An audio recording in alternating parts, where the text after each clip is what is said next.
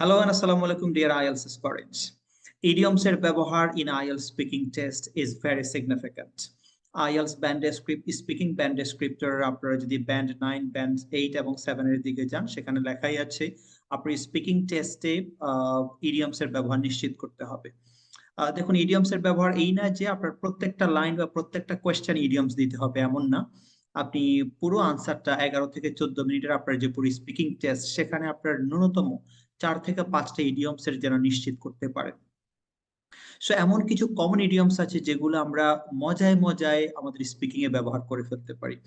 But better to know as the idioms and its usage is not common in our academic life in the context of Bangladesh. So we seldom apply them while speaking in English. আমরা আজকের ক্লাসে সেই idioms গুলো খুব সহজে শেখার চেষ্টা করব। So let's get started. First one is under the weather. দেখুন ওয়েদারের নিচে সাথে স্যালাইন লাগানো আছে, একজন বিছানার উপর শুয়ে আছে। তার মানে বিছানার উপর শুয়ে আছে, ওয়েদারের নিচে ওয়েদারটা খারাপ। আন্ডার দ্য ওয়েদার বিছানায় শুয়ে আছে। গেস করেন কি হতে পারে আন্ডার দ্য ওয়েদার। তবে আন্ডার দ্য ওয়েদার বিছানায় শুয়ে আছে তার মানে অবস্থা ভালো না। মনে রাখতে হবে আপনার অবস্থা যখন ভালো নেই, শারীরিকভাবে ভালো নেই, এই জন্য আপনি আন্ডার দ্য ওয়েদার ইউজ করতে পারেন। এতদিন যদিও ইউজ করেছেন যেমন I am sick, I am ill, I am not fine. এখন থেকে I am sick, I am ill, I am not fine, I am scared, I am not feeling well today, এই সকল সেন্টেন্সের পরিবর্তে সব জায়গায় আপনি I am under weather use করবেন। So I am ill, I am under weather. I am not, I am sick, I am under weather. I am feeling sick, I am under the weather.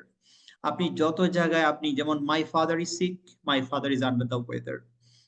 My mother is sick, my mother is under the weather.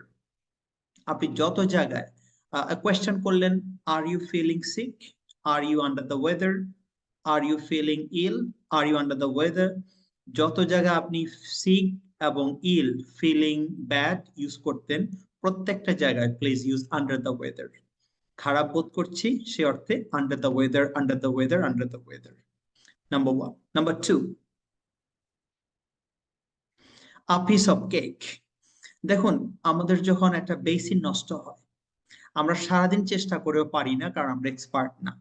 কিন্তু যখন একজন প্লাম্বারকে ডেকে নিয়ে আসি, সেটা বাড়ি দিলেই plumber আমাদের বেসিনটা ঠিক হয়ে যায়। অথবা একটা মোবাইল নষ্ট হলো, কত টিপাটিপি করে ঠিক করতে পারি না, কিন্তু একজন মেকানিক্যালের কাছে যখন নিয়ে যাই সে বাড়ি বুড়ি দিয়ে ঠিক করে ফেলতে পারে। একটা ল্যাপটপের সমস্যা, সারাদিন টিপাটিপি করে সে ঠিক করতে পারে না, কারণ আমরা এক্সপার্ট না। কিন্তু যখন একজন কম্পিউটার অপারেটরের কাছে নিয়ে যাই, তিনি একটু টিপাটিপি করলে ঠিক হয়ে যায়, কারণ তিনি এক্সপার্ট। তার কাছে এই কাজটা ভেরি ইজি, তার কাছে এই কাজটা a piece of cake. So guess what can be the meaning.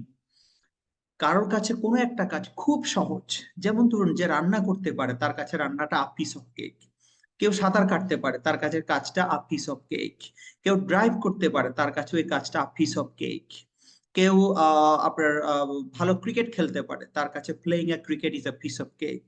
So remember, the work you feel very comfortable, easier, that means that you are feeling a piece of cake towards that work. তাহলে হতে পারে যেমন IELTS এ আমার maximum students IELTS এ 6.5 বা 7 পাচ্ছে, কারণ তাদেরকে আমি ওভাবে প্রিপেয়ার্ড করে নেই।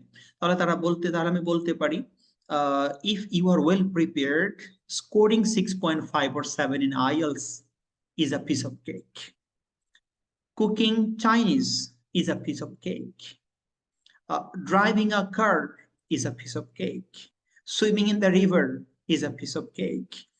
সো আপনি যতগুলো কাজ আপনার কাছে ইজি মনে হবে সবগুলোর ক্ষেত্রেই a piece of cake, a piece of cake, দুইটা গেল।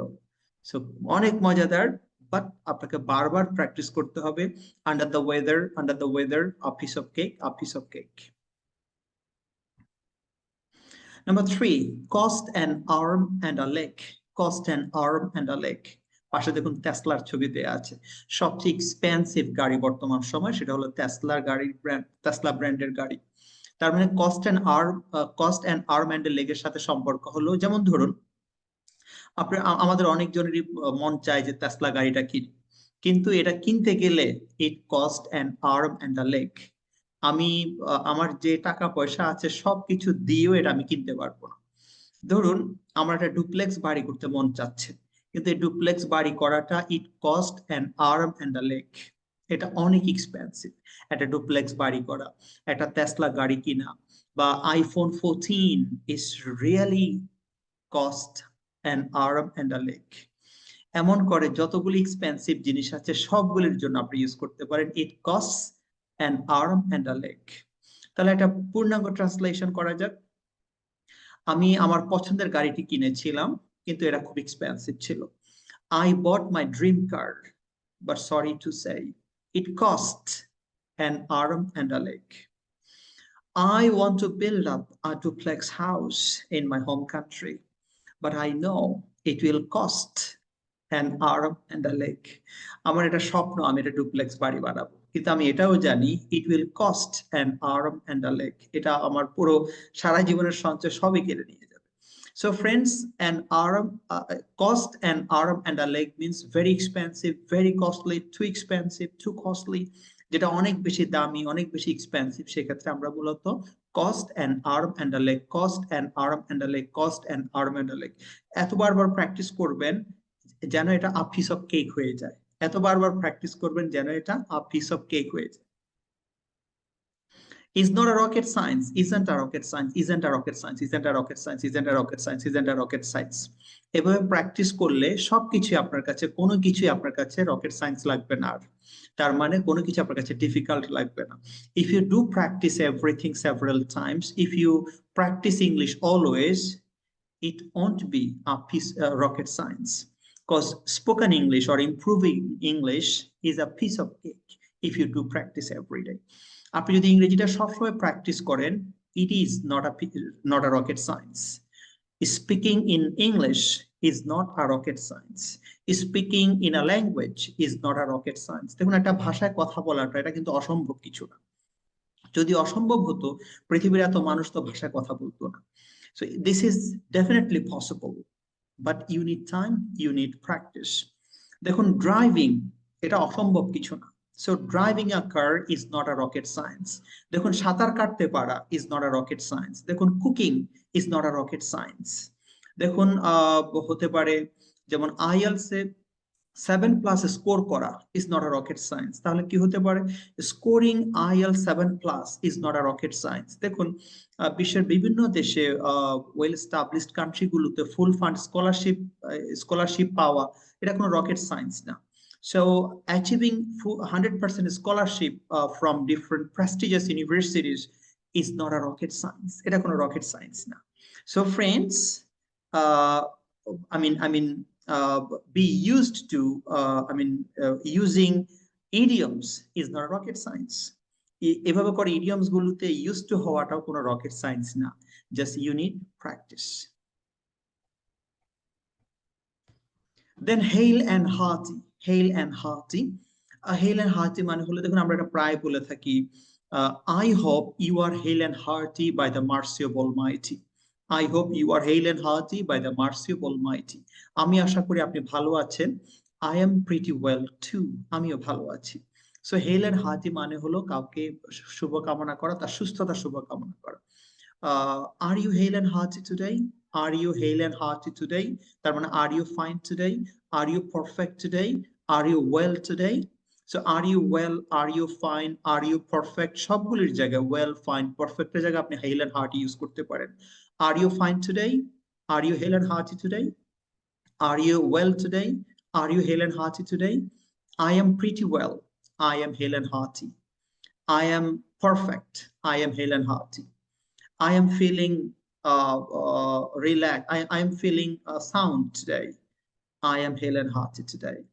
So আপনি যখনই খুবই স্বাস্থ্যবোধ করছেন, খুবই সুস্থ বোধ করছেন, আপনি তখন ইউজ করতে পারেন I am hail and hearty by the grace of Almighty. I am hail and hearty. Are you hail and hearty? Of course, I am hail and hearty by the grace of Almighty. Over the moon, yay! জানেন, যখন আব্দুল্লাহর জন্ম নেয় তখন আমি over the moon ছিলাম, কারণ আমি একটা ছেলে সন্তানের বাবা হয়েছি। এর চেয়ে খুশির আর কি হতে পারে? একজন ছেলে সন্তানের বাবা হওয়া বা একজন মেয়ে সন্তানের বাবা হওয়া, একজন বাবা হতে পারা, এটা definitely this is the happiest news ever for everybody. সুতরাং এমন করে আপনি যেমন আপনি যখন আপনার জীবনে ফার্স্ট ড্রিম জবটা পাবেন, this is the happiest news ever. তার মানে আপনি যখন সবচেয়ে খুশি, সবচেয়ে সুখী মানুষ পৃথিবীতে, তখন আপনি এই ইডিয়মটা ইউজ করতে পারেন, I am over the moon. So যেমন আমি আমি বলতে পারি, when I was blessed with a baby boy Abdullah Al Jawad, I was over the moon. I was over the moon. Uh, when I got my SSC result, আমি যখন আমার SSC রেজাল্টটা পেলাম, I was over the moon because I obtained A plus. Because I obtained A plus. আমি A plus পেয়েছিলাম, সেজন্য I was over the moon. Uh, on my last birthday, I received a precious gift. That was iPhone 14, and then I was over the moon. I was over the moon. iPhone 14, ওইরে বাপ রে বাপ, এটা দেখার পর তো I was over the moon. আমি তো সবচেয়ে খুশি, I'm extremely happy. I was extremely happy. I was the happiest person. সেক্ষেত্রে আপনি ইউজ করতে পারেন I was over the moon, তার মানে I was the happiest person. So over the moon means আপনি extremely happy, আপনি happiest person. Then tighten your belt, আপনার বেল্টটা বাঁধেন শক্ত করে, tighten your belt. এটা কখন ইউজ করার আপনাকে আমি সিচুয়েশনটা বুঝাই। ধরুন আপনি জানেন এখন দ্রব্যমূল্যের দাম অনেক বাড়তেছে, সব দ্রব্যমূল্যের দাম সারা পৃথিবীব্যাপী বাড়তেছে। তার মানে এখন আপনাকে কি করতে হবে, খরচপাতি কমাতে হবে। তো আপনাকে আপনার মানি ব্যাগ, আপনার খরচপাতি সবকিছু কন্ট্রোলে নিয়ে আসতে হবে। তার মানে টাইটেন ইউর বেল্ট মানে হলো খরচপাতি কমানো। যেমন হতে পারে, অথবা বললেন যেমন গত মাসে আপনি একটা আইফোন 14 কিনে ফেললেন। আইফোন 14 কিনে আপনার সেভিং এ যত টাকা ছিল আগামী মাসের জন্য, সেটাও আপনি খরচ করে ফেলছেন। এখন আপনাকে কি করতে হবে, টাইটেন ইউর বেল্ট। আগামী মাসের জন্য আপনার টাইটেন ইউর বেল্ট, আপনার খরচ কমাতে হবে, আপনার খরচগুলো লেস করতে হবে। তারপরে হতে পারে আপনি আপনার একটা একটা একটা গাড়ি কিনছেন, আপনি একটা গাড়ি কিনে ফেলছেন, এখন আপনাদের আর আগামী মাসে চলার মতন বেশি টাকা নেই। তাহলে কি করতে হবে, you must tighten your belt for next month. You must tighten your belt for next month, otherwise you must suffer, আপনাকে ভুগতে হবে। সুতরাং আমরা টাইটেন ইউর বেল্ট মানে হলো লেস স্পেন্ড করা, আপনার যে স্পেন্ড বা যে কস্ট সেটাকে মিনিমাইজ করা, লেস করা, এটাকে অনেক বেশি কন্ট্রোলে নিয়ে আসা। যেমন হতে পারে I bought a car, I bought a mobile phone last month, so I need to tighten my belt, I need to tighten my belt. অথবা আপনি ধরুন আপনি এই মাসে চাকরিটা হারাই ফেলছেন, এই মাসে আপনার চাকরি হারাই ফেলছেন, অথবা গত মাসে হারাই ফেলছেন, I lost my job last month, I lost my job last month, আমি গত মাসে চাকরি হারাই ফেলছি। তার মানে এই মাস থেকে আমাকে কি করতে হবে, আমি কি হাত খুলে খরচ করতে পারবো, নেভার, তাহলে তো ভিক্ষা করতে হবে। আমাকে কি করতে হবে, I must tighten my belt, I must tighten my belt, tighten my belt, আমার খরচ কমাতে হবে, নাইলে খবর আছে। Then a fair weather friend, a fair weather friend, এটা হলো আমাদের সবচেয়ে জীবনের কষ্টের কথা, কষ্টের জায়গা। আমরা নিজেরাও সবাই জীবনে অনেক সুসময়ের বন্ধু হয়, যে দেখুন আমাদের আমাদের যখন সময় ভালো থাকে, ভালো চাকরি থাকে, আমাদের বয়স যখন, আমাদের নীল বয়স যখন, আমরা যখন ইয়াং এজে থাকি, আমাদের অনেক ফ্রেন্ডস, মা বাবার চেয়েও আমাদের ফ্রেন্ডস অনেক বেশি। কিন্তু আমাদের যখন চাকরি বা প্রফেশনাল লাইফে ঢুকি, আমাদের যখন ফ্যামিলি ক্রাইসিস শুরু হয়, আমার যখন জব চলে যায়, তখন আমাদের সাথে মুষ্টিমেয় কিছু ফ্রেন্ডস ছাড়া বাকি সবাই আমাদেরকে ছেড়ে চলে যায়।